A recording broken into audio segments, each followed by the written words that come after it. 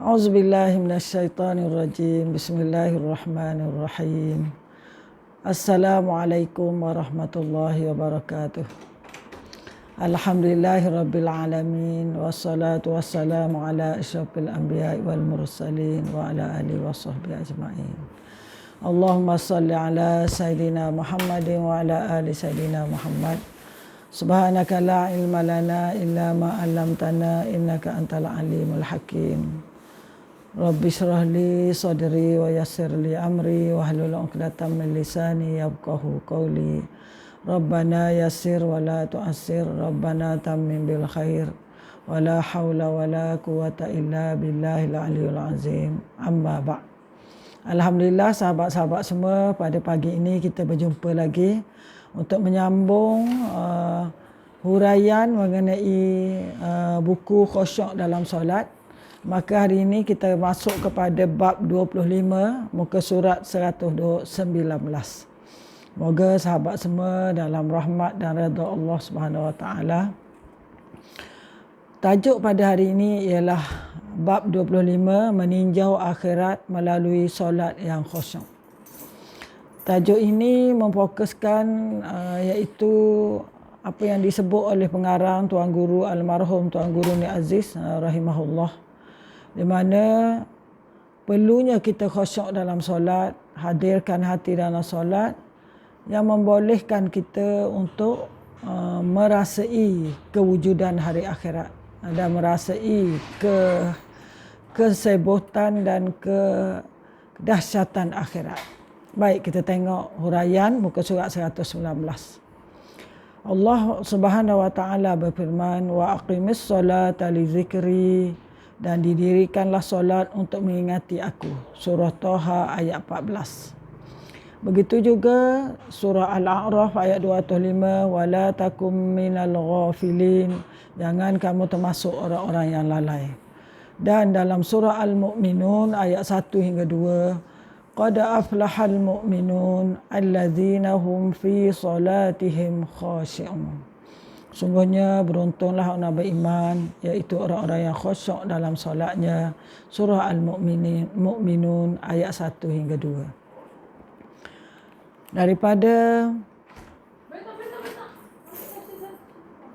Daripada ayat-ayat tadi kita boleh rumuskan bahawa Allah menghendaki seseorang mukmin yang solat hendaklah khusyuk, hendaklah sembahyang dengan khusyuk.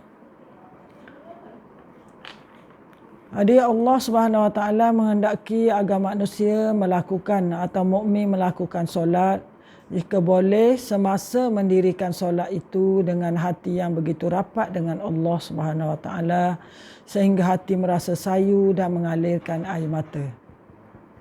Kuatkan kipas. Disebabkan apabila dia merenung semula gerak-geri solat itu, umpama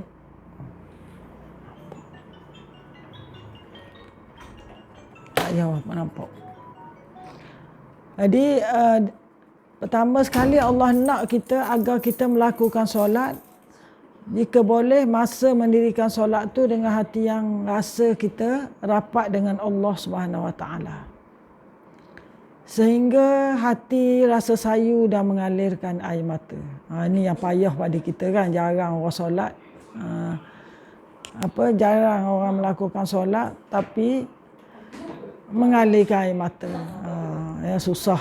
Ini rasa sayu dan sebagainya. Siapa yang dapat tu tahniah lah ya.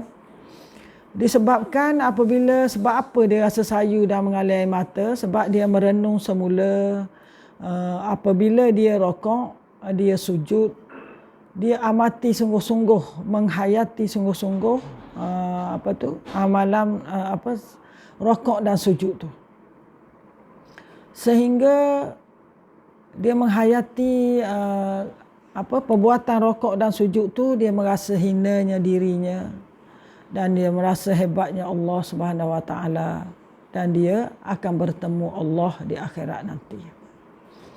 Baik. Sebab disebutkan di sini rokok, menunduk kepala atau sujud, tidak mudah seseorang tu nak melakukannya kecuali apabila seorang itu terlalu berhajatkan sesuatu hingga mereka sanggup melutut. Maknanya orang nak rokok, nak sujud ni ada sebabnya. Ada hajat dia. Apa hajatnya? Kita nak perhatian dari Allah Subhanahu Wa Taala. Kita nak doa pada Allah, nak rahmat Allah Subhanahu Wa Taala. Sebab itulah hakikatnya apabila seorang melakukan solat dan terasa hatinya lembut kerana sangat berhajat pada rahmat Allah, maka terasa hiba sehingga menangis, mengalirkan air mata serta terasa terbuka pintu hati. Semua itu berpunca dari betapa dekatnya hubungan hati orang itu dengan Allah Subhanahu Wa Taala.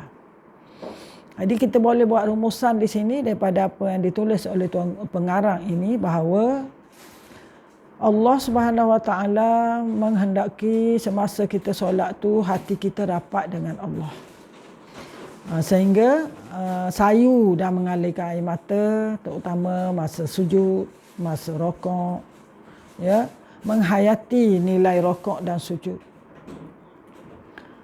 Dia sembahyang tu, dia solat tu, hati dia lembut kerana dia amat berhajat pada Allah. Apa yang dia nak ialah rahmat dari Allah Subhanahu Wa Taala. Semua itu berpunca dari betapa dekatnya hubungan hati dengan Allah. Maknanya kita nak dekat hubungan hati kita dengan Allah Subhanahu Wa Taala supaya Allah Subhanahu Wa Taala, dan bab yang lepas kita bincang ialah malaikat aminkan doa kita. Ya, begitulah, semoga Allah memakbulkan doa kita, kita menjadi orang yang dekat dengan Allah Subhanahu Wa Taala. Yang ketiga, tadi yang pertama tu dalam solat kita nak rasa rapat dengan Allah. Rapat dengan Allah sehingga rasa sayu dan mengalir air mata. Tak dapat mengalir pun tak apa. Rasa rapat, maknanya hati kita ni tak lari ingat pada yang lain dari itu. Lain daripada Allah Subhanahu Wa Taala. Yang kedua, hati tu lembut. Kita nak lembut pada Allah. Masa solat tu hati kita lembut dan kita rasa sangat berhajat pada rahmat Allah. Maknanya semasa doa tu doa sungguh-sungguh. Nak hajat, nak apa? Nak rahmat Allah. Tu yang kedua. Yang ketiga, solat ni adalah dari akhirat. Sebab itu ada orang apabila dia mengucap takbir, dia memulakan solat, maka dia terasa bahawa dia sedang melihat-lihat atau meninjau alam akhirat. Ini yang ketiga. Ya, solat sebenar, solat yang khusyuk ni, apabila dia takbir je, mula takbir je, maka solat dia terasa seolah-olah dia melihat-lihat, meninjau-ninjau alam akhirat. Tak sampai kita agaknya kan, tapi kita usahakan. Ya, terutama kita sebut Maliki Yaumiddin. Kita akan ingat kita akan berdepan dengan Rabbul Jalil, Allah sebagai hakim di akhirat nanti. Baik. Jadi dia kata start dari takbir tu dah rasa meninjau alam akhirat. Memang ada yang mencapai rasa begitu kerana dia telah berjaya menyingkap tabir dan alam fana untuk menjenguk ke alam akhirat. Bermakna sahabat-sahabat semua, semasa solat tu, mula dari takbir tu dia dah rasa jenguk ke alam akhirat. Dia dah buang rasa fana. Kan, hilangnya fana. Mana tabir alam fana untuk menjenguk alam akhirat. Dia dah berjaya membuang alam fana tu, alam dunia. Dia dah berjaya buang dunia ni daripada ingatan dia ke masa solat. Dia tak timbullah masa solat tu kita ingat macam-macam hal dunia, ingat makanan, ingat bagai-bagai lah kan. Kerana kalau orang yang start dari takbir tu dah merasa melayari alam akhirat, maka dia dah dapat buang alam dunia ni, alam yang fana ini. Ini yang ketiga. Kan, yang ketiga. Baik, ni persoalan perkara ketiga yang patut ada dalam solat yang khusyuk. Namun disebut oleh Tuan Guru, bagi orang yang hati dan rohaninya tidak mampu menembusi alam dunia ini, maka akan dia tidak ada rasa apa-apa. Makna kalau kita solat kita tak rasa apa-apa dan banyak khayal, bermakna hati kita masih berada di alam fana di dunia ini. Kita tak boleh nak tembus alam akhirat, kan, menghayati akhirat, sebab hati kita masih terikat dengan dunia. Semoga Allah mengubah hati kita, banyakkan berzikir pada Allah. Oleh yang demikian, sama ada dia mengerjakan solat atau dia meninggalkan 1 waktu atau 5 waktu, dia tidak merasa apa-apa yang mengusik hatinya, kerana hatinya benar-benar tidak merasa alam akhirat atau alam malaikat. Ini lagi teruklah. Tinggal semayang pun tak ada hal, kan. Dia dah tak rasa lagi kewujudan alam akhirat dan kewujudan alam malaikat yang sentiasa mencatat amal kita, bahawa kita akan dipersoal oleh Allah Subhanahu Wa Taala. Baik. Ada orang melakukan solat tapi tidak panjang. Dia rela solat didirikan itu pendek saja, namun apa yang dikehendaki solat itu 100% tertumpu pada Allah. Ada orang dia tak boleh solat lama-lama, tapi dia solat pendek tetapi penuh 100% tertumpu pada Allah. Ini berlaku pada siapa? Berlaku pada sahabat Rasulullah sallallahu alaihi wasallam. Dia solat pendek tetapi dia tumpu sepenuhnya kepada Allah dan alam akhirat. Disebut dalam sebuah hadis yang diriwayatkan oleh Imam Ahmad bin Hanbal, an Ammaran salla raka'ataini faqala lahu Abdurrahman bin Haris, ya Abal Yaqzan, la araka illa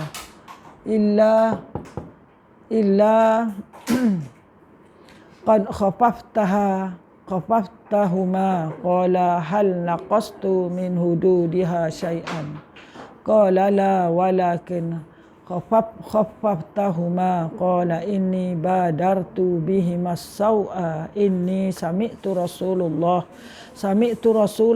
sallallahu alaihi wasallam yaqulu, inna ar-rajula la yusalli wa la'allahu alla yakuna lahu min salatihi illa ushruha wa tus'uha aw sumunuha aw subuhuha hatta intaha ila akhiril adad. Sungguhnya Ammar pernah solat 2 rakaat. Lalu Abdurrahman bin Haris berkata, wahai Abu Yaqzan, ni kunyah pada Ammar, gelaran pada Ammar, tidakkah aku melihat kamu kecuali kamu meringankan solat 2 rakaat itu? Ammar berkata, apakah aku telah mengurangi suatu pun dari batas-batasnya? Abdurrahman menjawab, tidak. Akan tetapi kamu telah meringankannya. Ammar berkata, dengan 2 rakaat itu aku cuba untuk mengelak dari kelalaian, dari was-was syaitan, dari bisikan syaitan. Aku telah mendengar Rasulullah SAW bersabda, seorang lelaki benar-benar menunaikan solat, namun dia tidak mendapatkan pahala dari solatnya kecuali 1/10, 1/9, 1/8, 1/7 hingga akhir bilangannya. Hadis riwayat Ahmad. Jadi ada sahabat Nabi yang solat agak ringkas. Taklah macam kita ni solat apa? Solat laju, tak, seajak ringkas 2 rakaat. Ya. Lalu ditegur oleh sahabat yang lain. Ini nama sahabat yang solat ringkas ni ialah Ammar. Ya. Ditegur. Lalu dikata, Ammar jawab bahawa ada kesalah aku solat tu. Tak salah. Dia kata, aku dengan 2 rakaat ni aku cuba nak mengelakkan daripada bisikan syaitan. Lalu dia sembahyang dengan agak ringkas. Ya. Dia nak 100% solat dia tu betul-betul mengingati Allah dan lupakan dunia. Jadi itu yang berlaku pada sahabat. Kita ni macam mana? Kan? Bukan kata laju, tak, dia ringkaskan. Ya, kerana dia nak tumpu betul-betul dalam solat dia. Dalam hadis di atas, seorang sahabat Nabi SAW bernama Ammar bin Yasir radhiyallahu telah meriwayatkan bahawa ketika dia mengerjakan solat dengan ringkas dan agak cepat, lalu ditegur oleh sahabat lain, maka Ammar pun menjawab kepada orang itu, adakah kamu melihat mana-mana bahagian solat aku didirikan itu tidak sempurna? Sungguhnya aku melakukan solat dengan seberapa ringkas kerana berusaha mendahului dari gangguan dan was-was syaitan. Sahabat-sahabat semua rahimahullah, rahimani wa rahimakumullah. Ini seorang sahabat yang bernama Ammar. Ya, di mana dia Ammar bin Yasir, semua orang tahu cerita Ammar bin Yasir radhiyallahu anhuma. Ya. Di mana dia sembahyang agak ringkas. kerana dia begitu berhati-hati nak kontrol sepenuhnya solat yang dia semayang tu, biarlah solat sepenuhnya. Solat dia dapat fokus kepada Allah. Dia begitu cara bersungguhnya pada sahabat dahulu. Ya, ini cerita contoh sahaja ya. 2 rakaat, tak tahulah sembahyang sunat atau sembahyang subuh, wallahu alam, tidak disebut di sini ya. Dalam riwayat lain berkata Ammar bin Yasir radhiyallahu an bahawa Rasulullah SAW bersabda, "Innar rajula la yansarifu wa ma kutiba lahu illa usyru salatihi tus'uha sumnuha sub'uha sudusuha khumsuha rub'uha sulusuha nisfuha." Sungguhnya ada seorang yang benar-benar mengerjakan solat, namun pahala solat tercatat baginya hanyalah 1/10 dari solatnya, 1/9, 1/8, 1/7, 1/6, 1/5, 1/4, 1/3 dan 1/2 sahaja.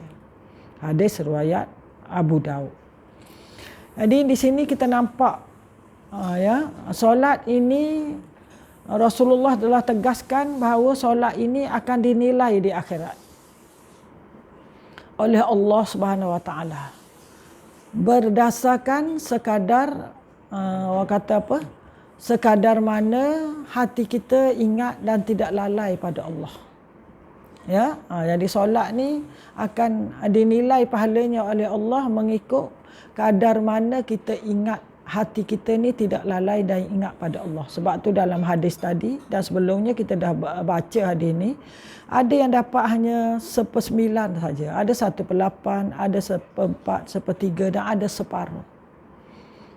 Makna Allah nilai di situ. Inilah maksud tajuk bab 25 ini, akhirat, mengingati akhirat melalui solat yang khusyuk.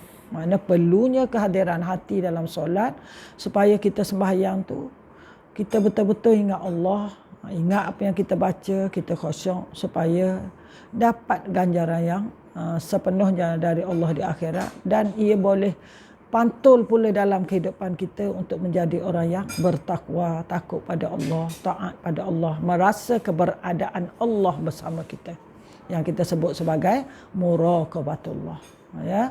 Jadi bila ada muraqabatullah, barulah orang itu takut buat jahat, takut buat maksiat, derhaka pada Allah, kerana Allah memahati dia. Ni yang kita nak bawa bekal dari solat. Solat dalam kehidupan, ke dalam kehidupan, supaya kita rasa bukan sahaja Allah dekat kita masa solat, tapi juga dalam kehidupan kita juga Allah bersama kita, malaikat bersama kita. Jadi itu kesan solat sebenarnya. As-salatu tanha anil fahsya'i wal munkar. Solat sebenar, solat yang khusyuk ni dapat cegah daripada mungkar, kekejian dan kemungkaran. Kesimpulannya bahawa sahnya solat secara zahir melalui syarat dan rukun yang ditetapkan. Secara zahir memanglah sahlah kalau kita ikut rukun dan syarat dari start wudu sampai salam. Selagi tidak ada najis dan sebagainya. Tetapi untuk mendapat pahala ganjaran yang sebenar di sisi Allah Subhanahu Wa Taala, supaya doa kita dimakbul oleh Allah, diamin oleh malaikat yang kita belajar dalam episod yang lepas, diterima oleh Allah, diberi pahala yang ganjaran yang besar di akhirat nanti, ialah dinilai daripada solat yang khusyuk. Dari sudut sah bila cukup rukun, tapi pahalanya bergantung kepada kekhusyukan kita pada dalam solat dan memahami setiap kalimah yang diucap serta perbuatan yang dilakukan. Kita kena faham apa yang kita baca dan apa yang kita buat. Kesimpulannya daripada bab 25 ini, pengarang kita ini almarhum Tuan Guru mengatakan, sepatutnya solat kita ni kita kaitkan dengan akhirat. Dan kita perlu buang hijab dunia itu. Kita kata hubbud dunia itu, ingat dunia itu daripada solat kita. Fokuslah kepada akhirat. Ingat Allah ada, kita akan jumpa Allah. Solat kita akan dinilai oleh Allah Subhanahu Wa Taala. Jadi hendaklah dia nak sampai tahap kita solat ni rasa hiba, rasa sayu. Kenapa? Mengenangkan akhirat. Adakah Allah terima atau tidak, dan merasa kehebatan Allah Subhanahu Wa Taala. Ya, supaya ada hubungan hati. nak kita kepada rasa khusyuk. Bila khusyuk tu barulah kita akan ada hubungan dengan akhirat. Ingat kepada akhirat. Ingat kepada kedahsyatan akhirat. Ingat kita akan jumpa Allah. Di situlah orang mukmin yang solat yang khusyuk akan menangis, akan hiba, ya, akan rasa hina diri bila sujud, akan rasa menyerah kepada Allah bila rakaat. Ya, jadi sama-samalah sahabat semua. Ustazah menyeru pada diri ustazah sendiri dan sahabat semua. Sama-samalah kita melakukan solat, berusaha untuk khusyuk melakukan solat, dan perlu kepada mujahadah dan kesungguhan. Tidak mungkin dapat solat dengan khusyuk kecuali adanya kesungguhan. InsyaAllah kita akan sambung bab 26 insyaAllah, ya, pada episod akan datang. Wallahu alam. Kita tutup dengan tasbih kafarah. Subhanakallahumma bihamdik asyhadu an la ilaha illa anta astaghfiruka wa atubu ilaik. Wa sallallahu ala sayidina Muhammadin wa ala alihi washabbihi ajma'in. Walhamdulillahirabbil alamin. Aqulu qawli hadza wa astaghfirullaha li wa lakum. Wassalamu alaikum warahmatullahi wabarakatuh.